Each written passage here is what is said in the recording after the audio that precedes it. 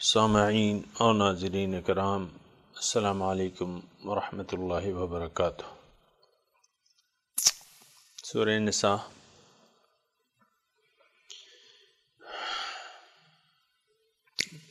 آیت نمبر 24، نیا پارہ شروع ہو رہا ہے، 5واں پارہ ہے۔ اللہ تعالیٰ سے دعا ہے کہ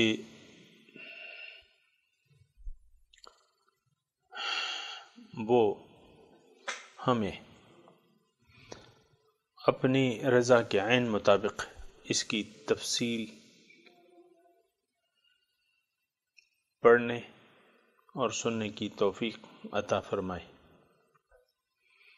اعوذ باللہ من الشیطان الرجیم، بسم اللہ الرحمن الرحیم۔ والمحصنات من النساء الا ما ملکت ایمانکم کتاب اللہ علیکم وأحل لكم ما وراء ذلكم أن تبتغوا بأموالكم محسنين غير مسافحين فما استمتعتم به منهن فآتوهن أجورهن فريضة ولا جناح عليكم فيما تراضيتم به من بعد الفريضة إن الله كان عليما حكيما ومن لم يستطع منكم طولا أن ينكح المحسنات المؤمنات فمما ملكت أيمانكم من فتياتكم المؤمنات والله أعلم بإيمانكم بعضكم من بعض فانكحوهن بإذن أهلهن وآتوهن أجورهن بالمعروف محسنات غیر مصافحات ولا متخذات أخدان فإن أحسن فإن أتين بفاحشة فعليهن نصف ما على المحسنات من العذاب ذلك لمن خشي العنة منكم وإن تصبروا خير لكم والله غفور رحيم۔ محرمات کا ذکر ہو رہا ہے کہ کون سی عورتیں نکاح کے لیے حرام ہیں اور ان سے نکاح کرنا جائز نہیں ہے۔ تو کچھ تفصیل بیان ہو چکی ہے، آج مزید تفصیل ہو رہی ہے۔ والمحسنات من النساء، اور وہ محسن عورتیں، ان سے بھی نکاح کرنا ناجائز ہے۔ الا ما ملکت ایمانکم، لیکن وہ جو آپ کی ملکیت ہو۔ کتاب اللہ علیکم، یہ فرض ہے، یہ احکام، یہ حکم جو ہے فرض ہے تم پر۔ احل لکم، اور جائز ہیں تمہارے لیے، ما وراء ذالکم، اس کے علاوہ جو بھی ہیں، لیکن شرط یہ ہے کہ آپ تبتغوا باموالکم، کہ ان سے اپنے مال کے ذریعے نکاح کرو، یعنی مہر کے ذریعے۔ محسنین، ان کو قید نکاح میں لاؤ، غیر مصافحین، نہ کہ محض شہوت رانی غرض ہو تمہاری۔ فما استمتعتم به، پس اگر تم نے ان سے فائدہ حاصل کر لیا، فآتوہن اجورہن فریضہ، تو ان کو ان کے مہر دے دو، یہ لازم ہے۔ ولا جناح علیکم، اور تم پہ حرج نہیں ہے، فیما تراضیتم به من بعد الفریضہ، کہ اگر مہر مقرر ہو گیا اس کے بعد آپس میں اگر تم کچھ آپس میں رضامندی سے ایک دوسرے کو زیادہ دے دیتے ہو، یا عورت جو ہے اپنے حق میں کمی قبول کر لیتی ہے، تو اس میں کوئی حرج نہیں ہے۔ ان اللہ کان علیما حکیما، بے شک یہ احکامات جو اللہ پاک دے رہے ہیں، اللہ تعالیٰ علم والا ہے اور حکیم ہے، دانا ہے۔ وَمَن لَّمْ يَسْتَطِعْ مِنْكُمْ طَوْلًا، اور جو استطاعت نہیں رکھتے تم میں سے، ان ينكح المحسنات، کہ وہ نکاح کر لیں آزاد پاک دامن عورتوں سے، فَمِمَّا مَلَكَتْ أَيْمَانُكُمْ، پس تو اگر تم نکاح کرو تو تم لونڈیوں سے بھی کر سکتے ہو، لیکن وہ شرط یہ ہے کہ مومن ہو۔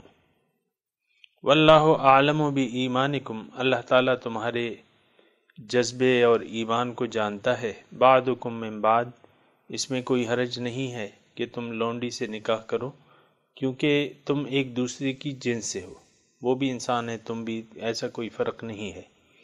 فَانکِحُوهُنَّ، پس ان سے نکاح کرو، بِإِذْنِ أَهْلِهِنَّ، ان کے مالکان سے، وَآتُوهُنَّ أُجُورَهُنَّ بِالْمَعْرُوفِ، اور ان کو ان کے مہر معروف طریقے سے دو، محسنات، قید نکاح میں لانے والے ہو تم، غیر مصافحات، نہ کہ ان سے تم شہوت رانی غرض ہو، ولا متخذات اخدان، اور نہ چوری چھپے آشنائی غرض ہو۔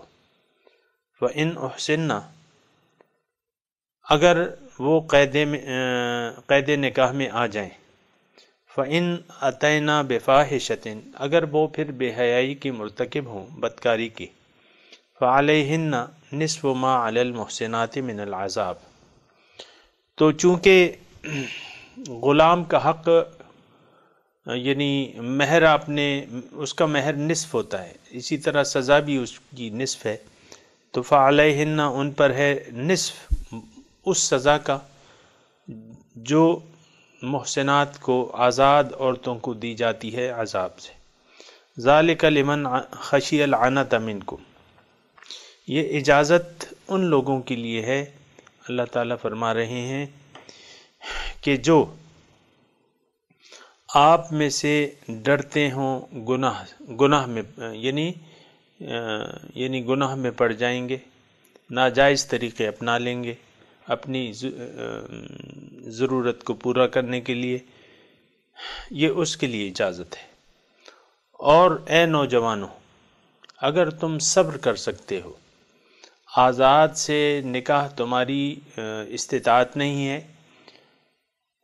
اور اگر تم صبر کر سکتے ہو، ان تصبروا، لونڈی سے نکاح نہ کرو اور صبر کر لو، تو وہ بہتر ہے تمہارے لیے، اور اللہ تعالیٰ بخشنے والا مہربان ہے۔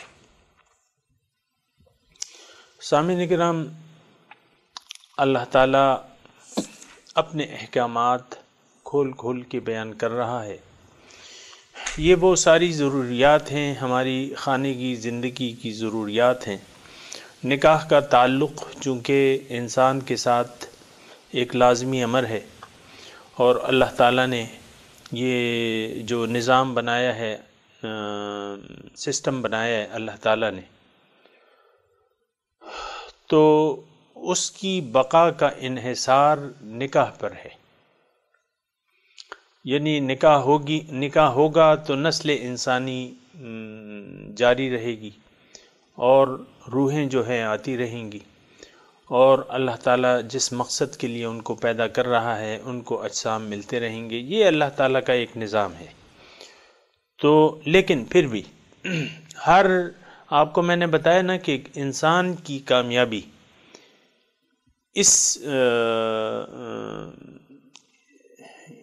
انسان کی کامیابی کا راز یہ ہے کہ وہ زندگی کو اللہ تعالیٰ کی مرضی سے گزاریں، اپنی خواہشات پر عمل نہ کریں۔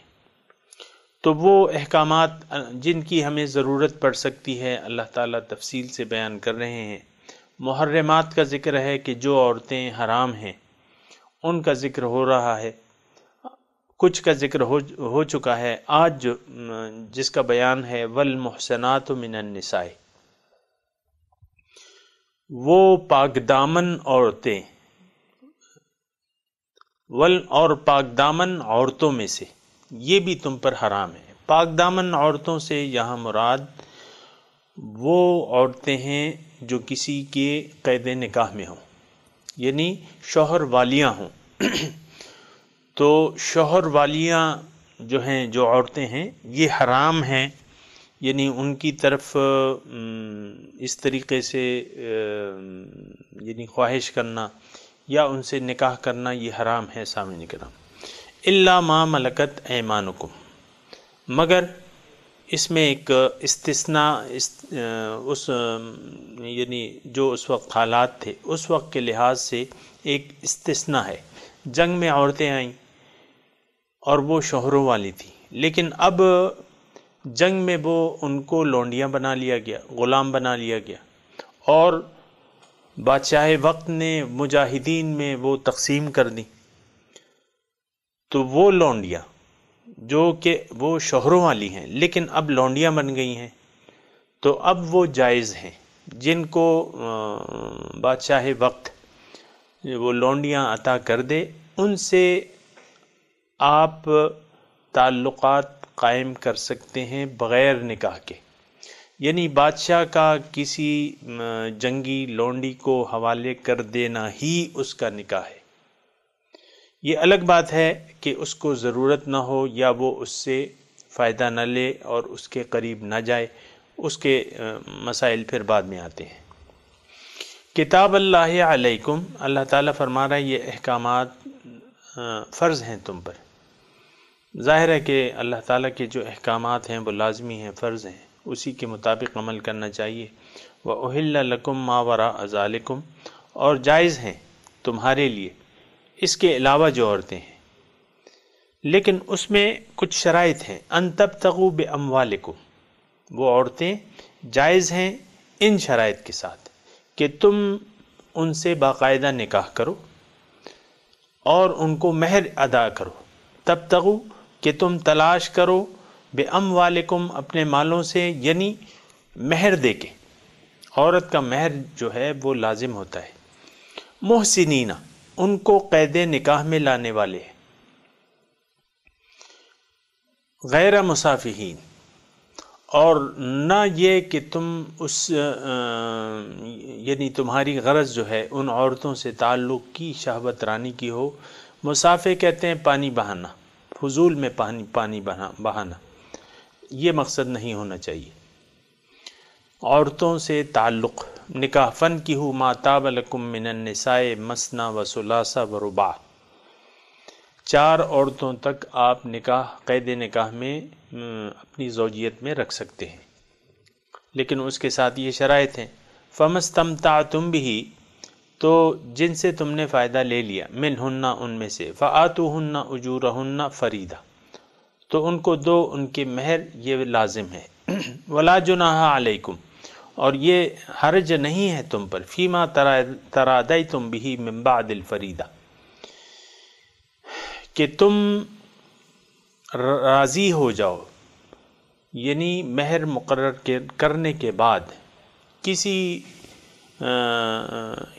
کسی اور یعنی فرض جو مہر مقرر ہو گیا ہے سامعین کرام، اس کے بعد اگر میاں بیوی آپس میں کسی اور طریقے پر راضی ہو جاتے ہیں، مثال کے طور پر شوہر نے 50,000 مہر مقرر کر دیا ہے اور ان دونوں میں 50,000 پہ بات ہو گئی ہے کہ بھئی 50,000 مہر کے عوض یہ میں نے قبول کی۔ اب نکاح کے بعد شوہر کہتا ہے میں تمہیں 1 لاکھ دوں گا مثال کے طور پہ، بیوی کہتی ہے نہیں تم مجھے آدھے دے دو، 25,000 دے دو یا 1/4 دے دو، بس میں اس پہ راضی ہوں۔ تو وہ اللہ تعالیٰ کہہ رہا ہے کہ ٹھیک ہے، آپس میں اگر تم رضامند ہو ایک دوسرے سے کسی بھی نقطے پر، عورت کہتی ہے میں لیتی نہیں، تم نے 50,000 مقرر کیے میں لیتی نہیں، تو یہ یعنی اس میں کوئی حرج نہیں ہے۔ لا جناح علیکم، کوئی حرج نہیں ہے تم پر، فیما ترادیتم بہ من بعد الفریدہ، کہ تم راضی ہو جاؤ فریضہ مقرر کرنے کے بعد آپس میں۔ ان اللہ کان علیما حکیما، بے شک اللہ تعالیٰ جاننے والا ہے، یعنی یہ احکامات جو اللہ تعالیٰ دے رہا ہے اللہ تعالیٰ کو معلوم ہے کہ یعنی کس وقت کون سا حکم یا کس وقت کس طریقے پر عمل کرنا درست ہے اور بہتر ہے۔ حکیمہ وہ دانا ہے، اس کے ہر کام میں حکمت ہے۔ وَمَن لَّمْ يَسْتَطِعْ مِنكُمْ طَوْلًا، اور جو تم میں استطاعت نہ رکھتے ہوں نکاح کی، ان ينكح المحسنات، کہ وہ پاک دامن بیویوں سے، پاک دامن عورتوں سے نکاح کر لیں، یعنی آزاد، المؤمنات، فمما ملکت ایمانکم من فتایاتکم المؤمنات، تو پھر تم لونڈی سے، یعنی غلام لونڈی سے، لیکن بشرطے وہ مومن ہو، ان سے تم نکاح کر سکتے ہو۔ تو واللہ اعلم بایمانکم، اللہ تعالیٰ جانتا ہے تمہاری ایمان اور یقین کو کہ تمہیں کس قسم کی ضرورت ہے، تو تم یعنی اگر تم آزاد عورت کے حقوق پورے نہیں کر سکتے اور اس کو معروف مہر نہیں دے سکتے تو لونڈی کے حقوق کم ہیں۔ یعنی آزاد عورت کا مثال کے طور پہ معروف مہر 1 لاکھ کا ہے تو لونڈی جو ہے 50,000 اس کا پھر حق بنتا ہے، یعنی آدھا اس کا حق بنتا ہے۔ تو بعضکم من بعد، تم میں سے بعضے میں سے ہے، کیا مطلب کہ تم ایسا حرج محسوس نہ کرو اگر ایک لونڈی ہے، لیکن وہ بھی آخر انسان ہے اور اس کا درجہ کم نہیں ہے، کچھ حالات کی وجہ سے یعنی وہ آ گئی ہے تمہارے پاس، اب تمہاری ملکیت ہے، تو اس سے تم نکاح کر سکتے ہو اگر تم آزاد عورت سے نکاح کرنے کی طاقت نہیں رکھتے۔ لیکن شرط یہ ہے فَانْكِحُوهُنَّ بِإِذْنِ أَهْلِهِنَّ، جو اس لونڈی کے مالکان ہے، مثال کے طور پر اگر یہ خود مالک ہے تو پھر تو اس کو یعنی بغیر نکاح کے، میں نے آپ کو پہلے عرض کر دیا کہ بادشاہ وقت کا لونڈی حوالے کر دینا ہی یہ اس کا نکاح ہوتا ہے۔ لیکن مثال کے طور پہ ایک شخص کے پاس لونڈی ہے، عورت ہے، غلام ہے، اور اس کو نکاح کی ضرورت نہیں ہے، اور یا نکاح کی ضرورت نہیں ہے، یا وہ اس کے قریب نہیں گیا یا فائدہ حاصل کرنا نہیں چاہتا، تو پھر کسی اور کو جو آزاد مرد ہے وہ اس سے اجازت لے کے، یعنی اس لونڈی کے مالک سے اجازت لے کے اس سے پھر نکاح کرے گا، یعنی پھر نکاح کی ضرورت ہوگی، یعنی مالک کے علاوہ اگر کوئی اس سے تعلق قائم کرنا چاہتا ہے تو پھر اس سے نکاح کی ضرورت ہوگی، لیکن اس کے حقوق جو ہیں آدھے ہیں، مہر آدھا ہے، تو پھر یہ تھوڑی سی آسانی ہو جاتی ہے، یعنی اس کی اتنی پابندیاں نہیں ہوتی۔ تو فَانْكِحُوهُنَّ بِإِذْنِ أَهْلِهِنَّ، ان سے آپ نکاح کر سکتے ہیں اجازت ان کے مالکان کے، وَآتُوهُنَّ أُجُورَهُنَّ بِالْمَعْرُوفِ، اور ان کو ان کے اجر جو ہیں یعنی مہر وہ معروف طریقے سے دے دیا کرو۔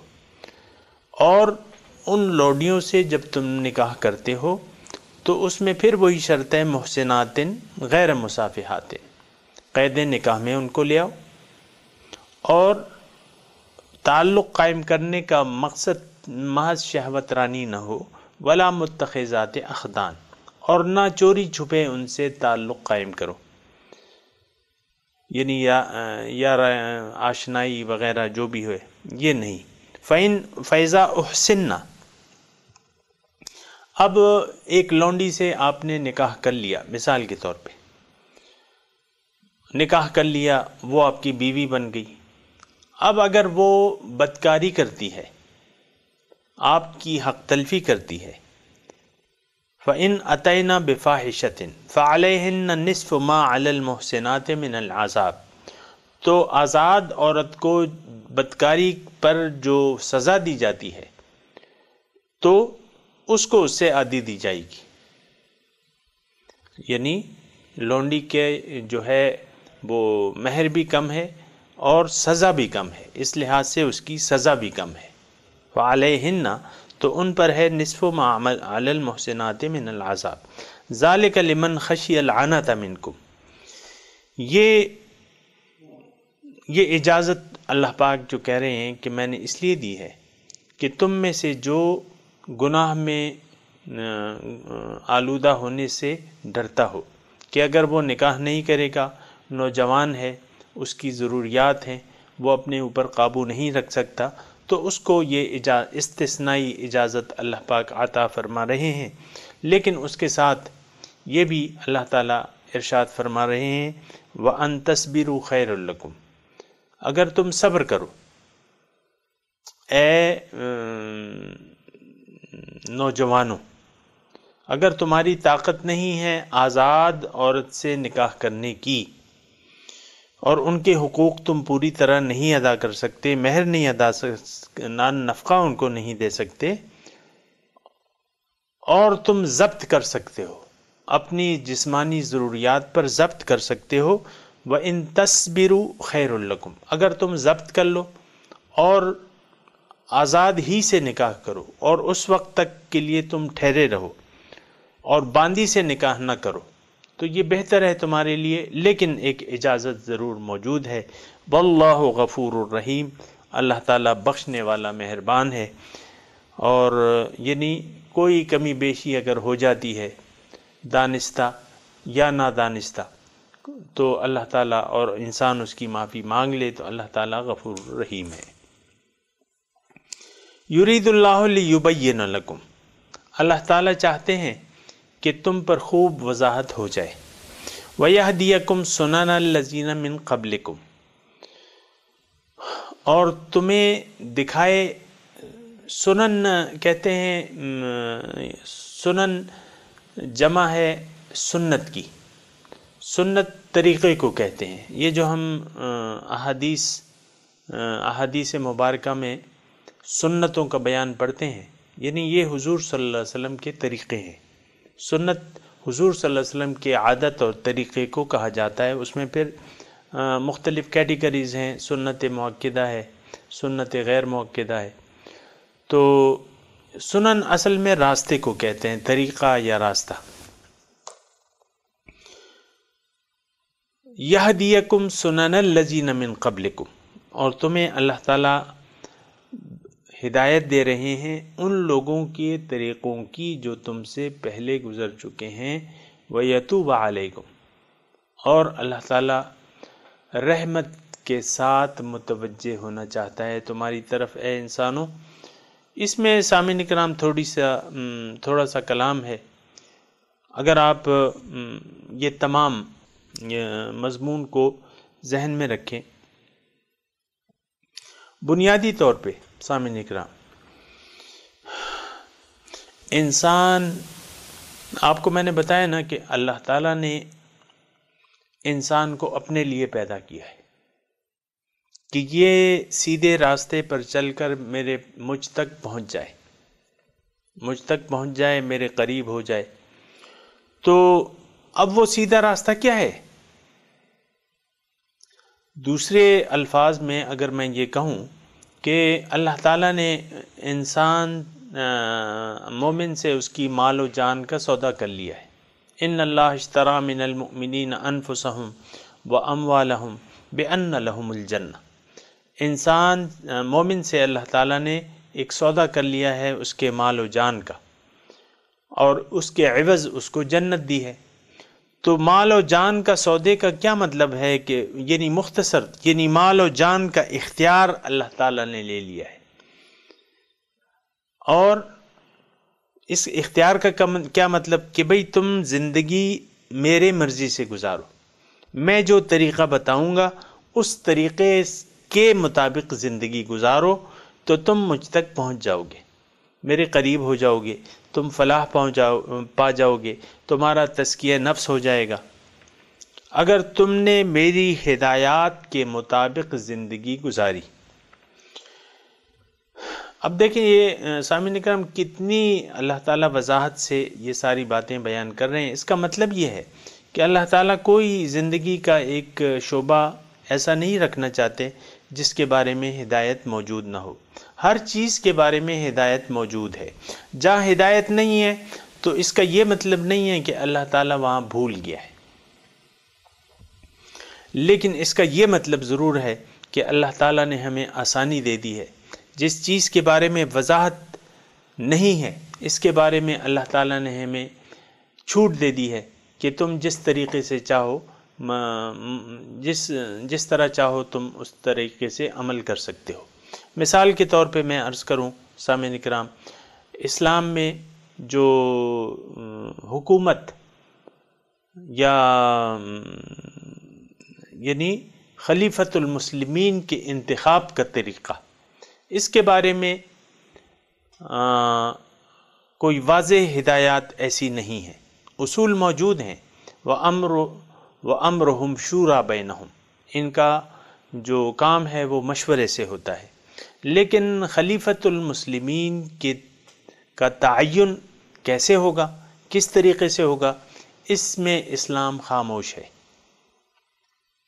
تو اب دیکھیں یعنی اس میں پھر میدان اللہ تعالیٰ نے کھلا چھوڑ دیا ہے کہ تم جس طرح چاہو اپنے لیے امیر مقرر کر لو، لیکن امیر کی پھر شرائط ہیں، وہ شرائط اپنی موجود ہیں سامعین اکرام۔ ایک تو یہ ہے کہ کوئی مانگنے والا، یعنی جو مانگے، امارت مانگے، اس کو حضور صلی اللہ علیہ وسلم نے نہیں عطا کی، اور یہ قانون نہیں ہے کہ جو امارت مانگے اس کو اس کے حوالے کی جائے، بغیر مانگے کا طریقہ ہے۔ اب جیسے کہ حضور صلی اللہ علیہ وسلم جب تشریف لے گئے تو اشارات تو موجود تھے حضرت ابو بکر صدیق رضی اللہ تعالیٰ عنہ کے بارے میں، لیکن حضور صلی اللہ علیہ وسلم نے واضح طور پہ مسلمانوں کو یہ کوئی ہدایت نہیں چھوڑی کہ میرے بعد تمہارا یہ امام ہوگا، ایسی کوئی ہدایت نہیں چھوڑی تھی۔ تو اب دیکھیں، لیکن مسلمانوں کا امیر مقرر ہونا بہت زیادہ ضروری ہے، یعنی جماعت قائم نہیں رہ سکتی۔ ایک تو لا اسلام الا بالجماع، اسلام جماعت کے بغیر نہیں ہو سکتا، اور جماعت امیر کے بغیر نہیں ہو سکتی۔ یہ سامعین کرام بڑی دلچسپ بات ہے کہ امیر جو ہے، یعنی امیر کا انتخاب یا اس کا تعین یا اس کا موجود ہونا از حد ضروری ہے، جب تک یعنی جماعت قائم ہی نہیں رہ سکتی امیر کے بغیر۔ اب دیکھیں حضور صلی اللہ علیہ وسلم کی وفات ہو جاتی ہے، ابھی تدفین نہیں ہوئی ہے، لیکن مسلمان فکر میں پڑ گئے کہ بھئی امیر کا تعین ہو جائے پہلے۔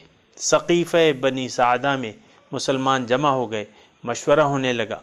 یہ دیکھیں ان کو احساس تھا کہ امیر کا تعین سب سے زیادہ ضروری کام ہے، یعنی تدفین بعد میں ہوئی، امیر کا انتخاب یا اس کا تعین پہلے لایا گیا سامعین کرام۔ تو وہ سقیفہ بنی سعدہ میں جو ہوا وہ آپ کو معلوم ہے، یعنی مسلمانوں کے مشورے سے چند اہل الرائے لوگ جمع ہوئے اور انہوں نے اپنے لیے حضرت ابوبکر صدیق کا انتخاب کر لیا۔ انہوں نے خود اپنے آپ کو پیش نہیں کیا تھا۔ اب وہ طریقہ بھی صحیح ہو گیا۔ پھر جب حضرت ابوبکر صدیق رضی اللہ تعالیٰ عنہ جانے لگے تو انہوں نے نامزدگی کر دی، یعنی یہ بھی ایک طریقہ چھوڑ گئے وہ نامزدگی کا، لیکن اپنے بیٹوں کو انہوں نے نہیں بنایا، حالانکہ ان کے بیٹے تھے۔ اب جب حضرت عمر جانے لگے تو انہوں نے 3 آدمیوں یعنی ایک شورا بنا دی، اور اپنے بیٹے کو بھی اس شورا میں شامل کیا، اس شرط کے ساتھ کہ اس کو تم نے خلیفہ نہیں بنانا، ٹھیک ہے اس سے رائے لے لو لیکن اس کو خلیفہ آپ نے نہیں بنانا۔ تو سامعین اکرام یہ مختلف طریقہ کار ہیں اور پھر آپ دیکھیں حضرت علی رضی اللہ تعالیٰ عنہ کا، وہ بھی اتفاق رائے سے حضرت علی کا انتخاب عمل میں آیا۔ لیکن اتنا ضرور ہے کہ بادشاہت جو ہے یہ ایسی بادشاہت کہ بادشاہ بغیر یعنی غیر اہل کو سپرد کر دے، بادشاہ غیر اہل کو، تو یہ مناسب نہیں ہے۔ اور حضور صلی اللہ علیہ وسلم نے بھی اس کی مذمت فرمائی ہے اور فرمایا ہے اذا وکل الامر الی غیر اہلہ فانتظروا الساعہ، جب غیر اہل کو کام حوالے کر دیا جائے تو پھر تم قیامت کا انتظار کرو۔ بہرحال میں آپ کو یہ عرض کر رہا تھا سامعین کرام کہ اسلام بالکل واضح ہے، ہمارے تمام معاملات کے بارے میں ہدایات موجود ہیں۔ جہاں پر ہدایات نہیں ہے واضح، اللہ تعالیٰ نے اس کا یہ مطلب نہیں ہے کہ اللہ تعالیٰ کو علم نہیں تھا یا وہ بھول گیا، لیکن اللہ تعالیٰ نے اس میں ہمارے لیے آسانی رکھ دی کہ بھئی جس طرح تم چاہو وہ عمل کر لو۔ لیکن یہ جو آیات ہیں سامعین اکرام، یہ بڑی مرکزی آیات ہیں۔ یرید اللہ لیبین لکم ویہدیکم سنن الذین من قبلکم ویتوب علیکم واللہ علیم حکیم واللہ یرید، یہ اس کا میں نے ترجمہ سامعین اکرام نہیں پڑھا تھا، میں آپ کو سامنے ترجمہ بھی عرض کر دوں تاکہ آپ کے ذہن میں یہ مضمون کے ترجمہ ضرور ذہن میں رہے۔ پہلے تو میں ترجمہ عرض کرتا ہوں، پہلی آیت کا تو میں نے ترجمہ کر دیا ہے، دوسری آیت کا ترجمہ یہ ہے واللہ یرید، اللہ تعالیٰ یہ چاہتا ہے ان یتوب علیکم، کہ وہ تم پر نظر کرے رحمت کی، رحمت کے ساتھ تمہاری طرف متوجہ ہو جائے۔ وَيُرِيدُ الَّذِينَ يَتَّبِعُونَ الشَّهَوَاتِ، اور چاہتے ہیں وہ لوگ جو شہوات کی پیروی کرتے ہیں، خواہشات کی پیروی کرتے ہیں، کہ تم بڑا نقصان اٹھا لو، کہ تم سیدھے راستے سے بھٹک جاؤ۔ یرید اللہ ان یخفف عنکم، اللہ تعالیٰ چاہتا ہے کہ تم پر تخفیف کرے۔ وخلق الانسان ضعیفا، اور انسان کمزور پیدا کیا گیا ہے۔ یہ سامعین اکرام تھوڑی سی ٹیکسٹ کی طرف بھی آپ متوجہ ہوں، اور اس میں کافی سارے نقطے ہیں ہمارے یعنی ہماری معلومات کے لیے۔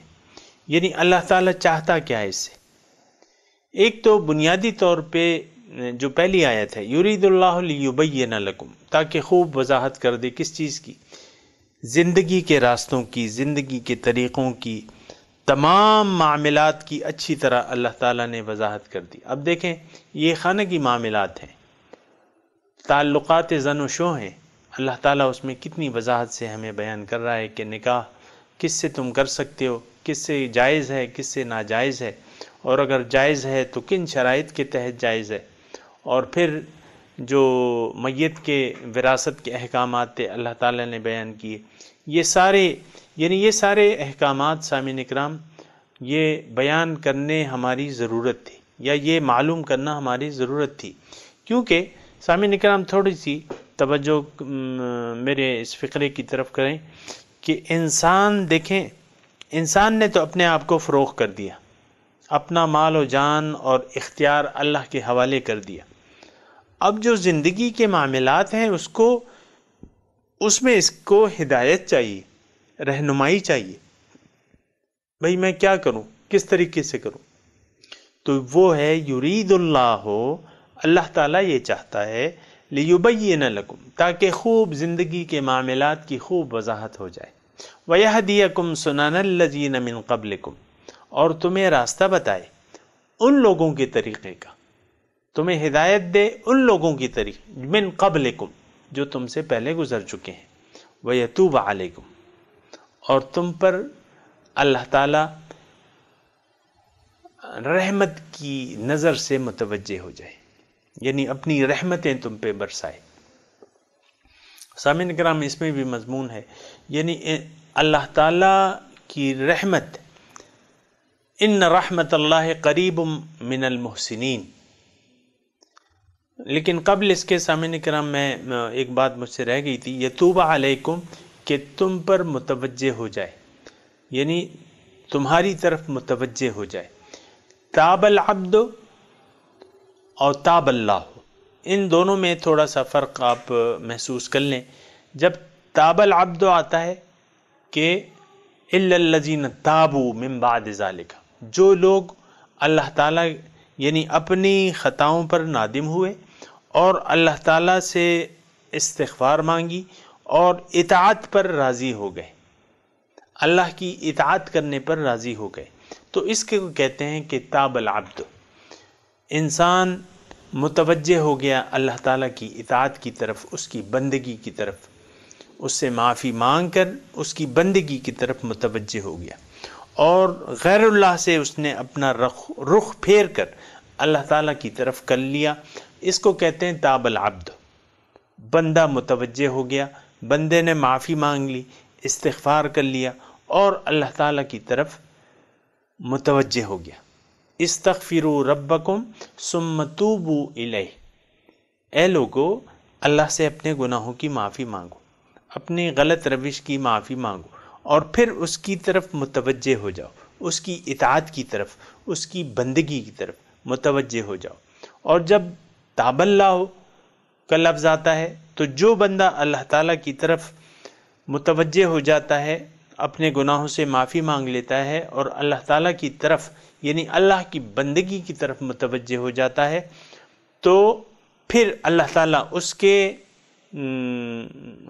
رد عمل کے طور پہ اللہ تعالیٰ اپنی رحمت سے اس کی طرف متوجہ ہو جاتا ہے۔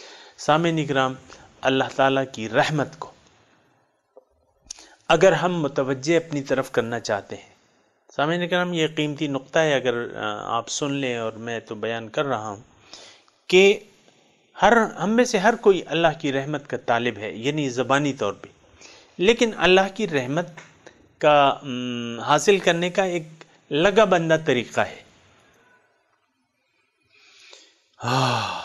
لگا بندہ طریقہ ہے۔ مثال کے طور پہ ایک شخص کہہ رہا ہے کہ بھئی میں چائے پینا چاہ رہا ہوں، وہ کچن میں کھڑا ہوا ہے، پتیلی رکھی ہوئی ہے، چینی رکھی ہے، چائے رکھی ہے، پانی ہے، چولہا ہے، سب کچھ موجود ہے، لیکن وہ صرف خواہش کر رہا ہے، باقی جو کام کرنا چاہیے وہ نہیں کر رہا۔ بھئی تم نے اگر چائے پینی ہے مثال کے طور پہ تو تم پتیلی چڑھاؤ، اس میں پانی ڈالو، چولہا آن کرو، جب وہ پانی گرم ہو جائے اس میں پتی ڈالو، یعنی ایک لگا بندہ طریقہ تم اپناؤ تو نتیجتاً پھر چائے تیار ہو جائے گی۔ پتی ڈالو، چینی ڈالو، دودھ ڈالو، کو تھوڑا سا جوش دو تو بس چائے تیار ہو جائے گی، پی لو۔ پھر اس میں کوئی تردد کی ضرورت تو نہیں۔ اللہ تعالیٰ کی رحمت، دیکھیں اللہ تعالیٰ کی رحمت جو ہے بڑی چیز ہے، لیکن اس کو حاصل کرنے کا صرف دعائیں نہیں ہیں بلکہ ایک طریقہ کار ہے۔ طریقہ کار کیا ہے کہ استغفروا ربکم ثم توبوا الیہ یرسل السماء علیکم مدرارا ویمددکم باموال وبنین ویجعل لکم جنات ویجعل لکم انہارا ما لکم لا ترجون للہ وقارا وقد خلقکم اطوارا۔ استغفروا ربکم، نوح علیہ السلام اپنی قوم کو طریقہ بتاتے ہیں اللہ تعالیٰ کی رحمت اپنی طرف متوجہ ہونے کا، یا اس کے نتائج بتاتے ہیں۔ استغفروا ربکم، دیکھیں ہماری بھی بدحالیاں ہیں نا، ہر انسان تقریباً پریشان ہے، آج کی دنیا میں تقریباً ہر انسان پریشان ہے، اپنی اپنی پریشانیاں ہیں، کیا کیا پریشانیاں ہیں، لیکن اگر اللہ تعالیٰ کی رحمت ہمارے شامل حال ہو جائے تو پھر یہ تمام پریشانیاں دور ہو جاتی ہیں۔ یکفر عنکم سیئاتکم، تمہاری پریشانیاں اللہ تعالیٰ دور کر دے گا۔ اس کا طریقہ کیا ہے؟ استغفروا ربکم ثم توبوا الیہ، اپنی غلطیوں کی معافی مانگو، اپنی غلط روش سے باز آ جاؤ۔ غلط روش کیا ہے؟ کہ آپ نفسانی خواہشات کے مطابق زندگی گزار رہے ہیں، یہ روش غلط ہے۔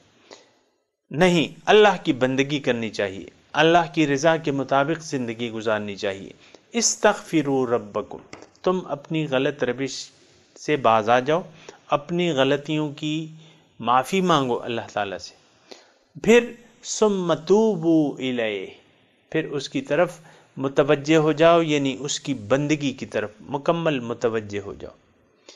اب نتائج کیا ہیں؟ اور یہ نتائج صرف نوح علیہ السلام کی قوم پہ نہیں ہے سامعین کرام، یہ اس استغفار اور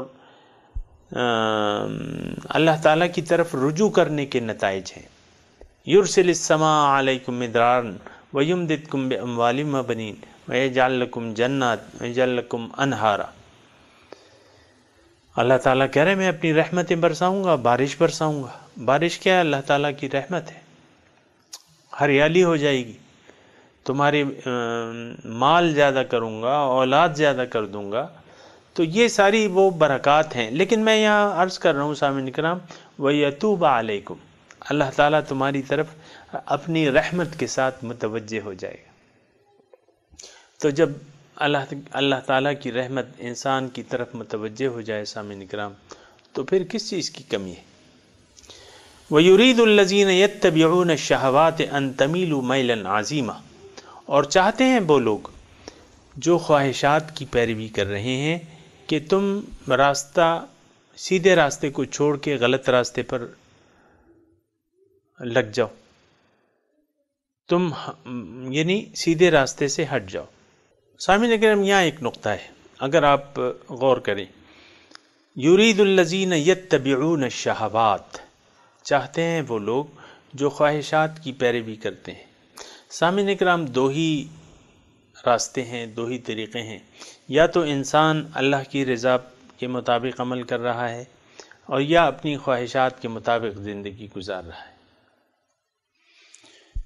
اس کے علاوہ کچھ نہیں ہے۔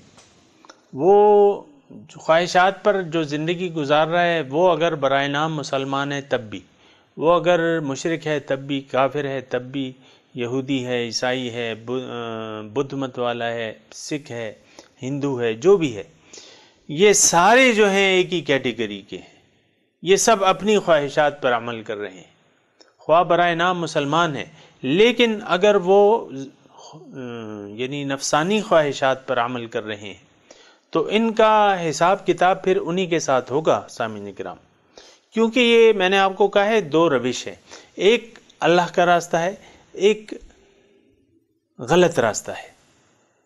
تو غلط راستے پر چلنے والا گمراہ ہے، خواہ وہ برائے نام مسلمان ہی کیوں نہ ہو، لیکن اگر اس نے غلط راستہ اپنا لیا ہے تو وہ پھر گمراہ ہے، وہ تو اس کا حشر تو پھر انہی کے ساتھ ہوگا جو غلط راستے پر چل رہے ہیں، اس میں تو کوئی شک و شبہ ہی نہیں ہے سامعین کرام۔ یہ تو نہیں ہو سکتا کہ جو غلط راستے پر چل رہا ہے اس کا حشر اس شخص کے ساتھ ہو جو سیدھے راستے پر چل رہا ہے، یہ تو اللہ تعالیٰ نے قرآن میں بالکل واضح کہا ہے۔ ام نجعل المتقین کالفجار، کیا میں متقین کو نافرمانوں کے برابر بنا دوں گا؟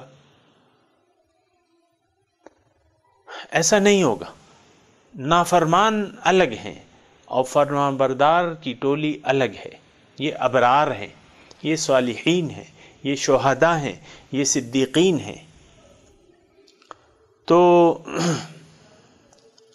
یہ یتبعون الشہوات میں سامعین کرام میں ایک نقطہ آپ کے سامنے پیش کر رہا ہوں کہ دو ہی راستے ہیں، یہ آپ نوٹ کر لیں، یا تو آپ اپنی مرضی سے زندگی گزار رہے ہیں، یا اللہ تعالیٰ کے حکم کے سامنے آپ نے سر جھکا دیا ہے اور جو اللہ تعالیٰ فرما رہے ہیں بس وہی آپ کر رہے ہیں، وہی آپ چاہ رہے ہیں، وہی آپ کر رہے ہیں۔ لیکن یہ میں آپ کو بتا دوں سامعین کرام کہ جو خواہشات نفس کی پیروی کرتے ہیں وہ یعنی کوشش یہ کرتے ہیں کہ جو جنہوں نے اللہ کے سامنے سر جھکایا ہوا ہے ان کو اپنے ڈھب پر لے آئیں، ان کو اپنے راستے پر لے آئیں۔ اور سامعین کرام میں زیادہ تفصیل میں نہیں جاتا، لیکن ایسے گمراہ کرنے والے لوگ بہت ہیں۔ آپ ایک ڈپارٹمنٹ میں دیکھیں، ایک نیا خون، نیا بندہ جاتا ہے تو جو رشوت خور اہلکار ہیں آہستہ آہستہ اس کو اپنے ڈھب پہ لے آتے ہیں، ٹھیک ہے؟ یہ ہر ڈپارٹمنٹ میں ایسا ہوتا ہے۔ ایک ڈاکٹر ہے، آپ دیکھیں 12ویں پاس ہو جاتا ہے، ایک فرسٹ ڈویژن، وہ کہتا ہے میں ڈاکٹر بن کے جو ہے وہ اس کا دکھی انسانیت کی خدمت کروں گا، لیکن جب وہ اس معاشرے میں پہنچ جاتا ہے، اس قبیلے میں، ڈاکٹروں کے قبیلے میں، پھر وہ اپنی چھریاں وریاں تیز کر لیتا ہے اور مریضوں کی کھال کھینچنے کے لیے. سامعین کرام یہ بغیر مبالغے کے میں کہہ رہا ہوں، بغیر مبالغے کے یہ تو دکھی انسانیت ہے.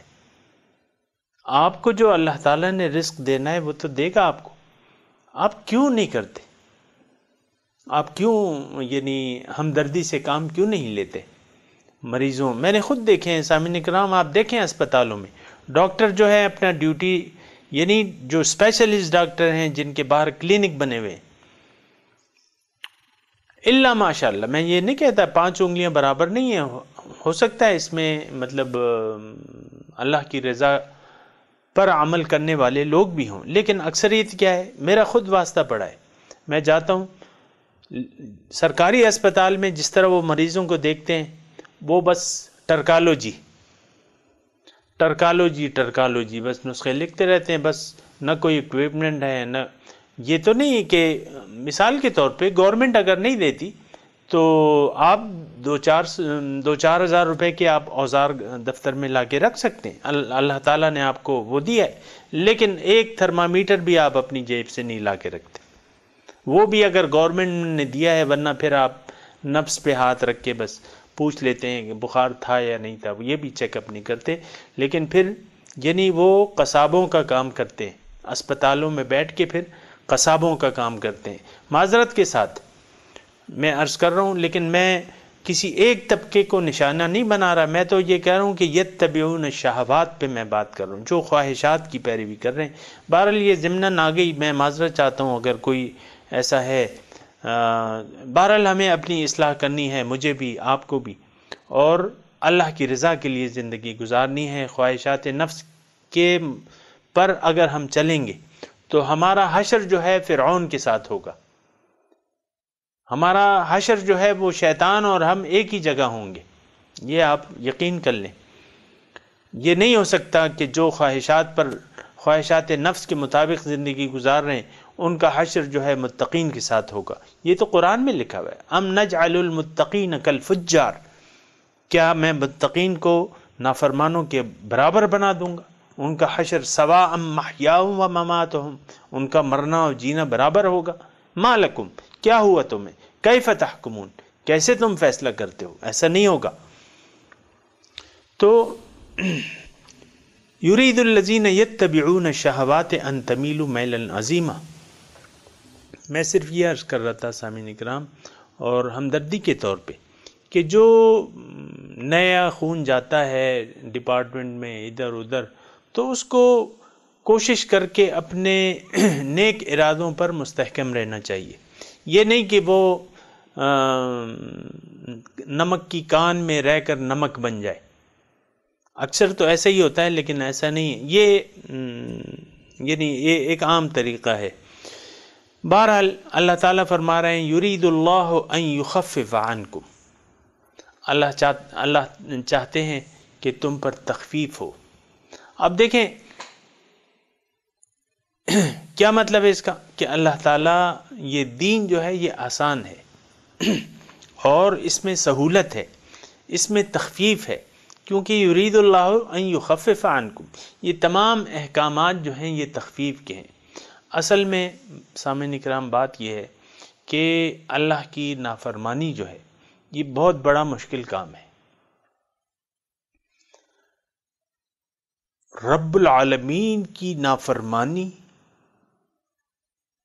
اور خلیفۃ اللہ کرے، یہ کیسے ہو سکتا ہے؟ یہ تو بڑا مشکل کام ہے.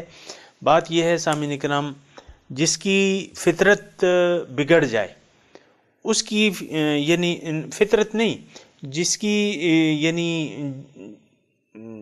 عادت جو ہے وہ جو خواہشات نفس کے راستے پر چلتے ہیں، تو پھر ان کی جو مزاج جو ہے بدل جاتا ہے. یعنی پھر ان کو کیا ہوتا ہے، پھر ان کو نیکی جو ہے وہ بہت بھاری لگنے لگتی ہے اور بدی جو ہے ان کے لیے آسان ہو جاتی ہے. میں اور آپ سامعین اکرام جس معاشرے میں رہ رہے ہیں، اس معاشرے کے لیے برائیاں کرنا بہت آسان ہے، نیکی کرنا بہت مشکل ہے، جبکہ دین جو ہے یہ آسان ہے. ہمارا تو یقین بھی نہیں آتا نا، ہم دین کو بہت مشکل سمجھتے ہیں۔ اس کی وجہ یہ ہے کہ ہم نے اتنی نافرمانیاں کر لی ہیں اللہ تعالیٰ کی، اور گمراہی میں اتنے دور چلے گئے ہیں کہ اب نیکی جو ہے وہ ہمیں بہت بھاری لگتی ہے، اور برائیاں جو ہیں بس جتنی برائیاں تم کروا لو، جتنی معاشرہ، جن برائیوں میں معاشرہ مبتلا ہے ہم بھی اس پہ راضی ہیں۔ مثال کے طور پہ سود کی لعنت ہے، معاشرہ اس میں مبتلا ہے، ہمارے لیے بھی آسان ہے سود لینا دینا، ہم چاہتے ہیں کہ بس ہم بھی سود لے لیں۔ کوئی لاٹری کی اسکیم نکل آئی، ہم بھی جوق در جوق جا کے ٹکٹ لے لیں گے، اور یہ لاٹریاں انسان کی جو لالچی فطرت ہے اس سے لوگ فائدہ اٹھاتے ہیں۔